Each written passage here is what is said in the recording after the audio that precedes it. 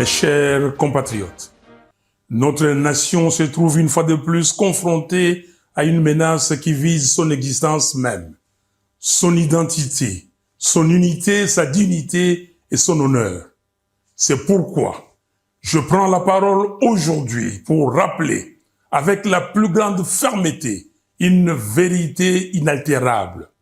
Aucun accord de prétendue intégration économique régionale ne peut être envisagé tant que la souveraineté et l'intégrité territoriale de la RDC sont bafouées.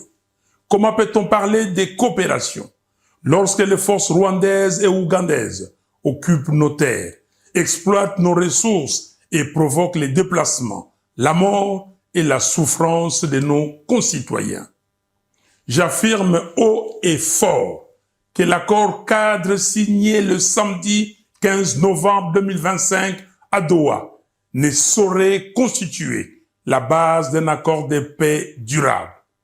Les discussions de Doha devaient se limiter à la mise en œuvre intégrale et sans complaisance de la résolution 2773 des Nations Unies et la définition des modalités du cessez-le-feu et non à la signature d'un accord d'abdication qui mettrait en péril l'avenir de nos enfants.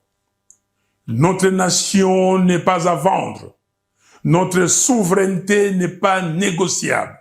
Et l'intégration régionale ne peut se faire qu'entre États égaux, libres et respectueux des frontières. Aucune pression ne doit primer sur la sécurité du Congo. Aucune manœuvre ne doit détourner notre marche vers la cohésion nationale. Ainsi, j'en appelle à M.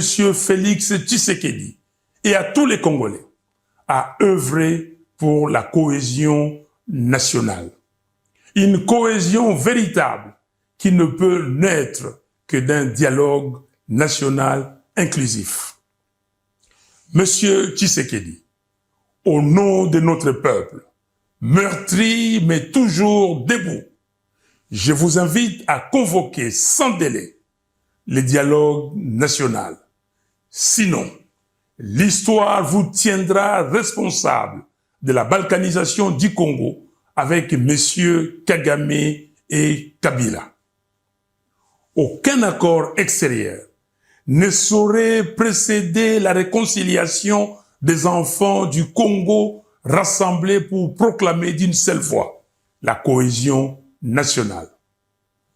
Peuple congolais, c'est maintenant que se joue notre avenir.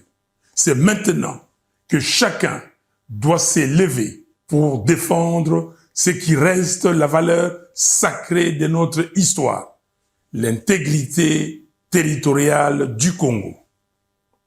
Jeunesse congolaise, vous qui êtes l'âme vive de la nation, l'heure n'est plus à la résignation, l'heure est à la vigilance, à la mobilisation, à l'engagement pour la défense du pays. Tenez-vous prêts. Un peuple uni ne sera jamais vaincu.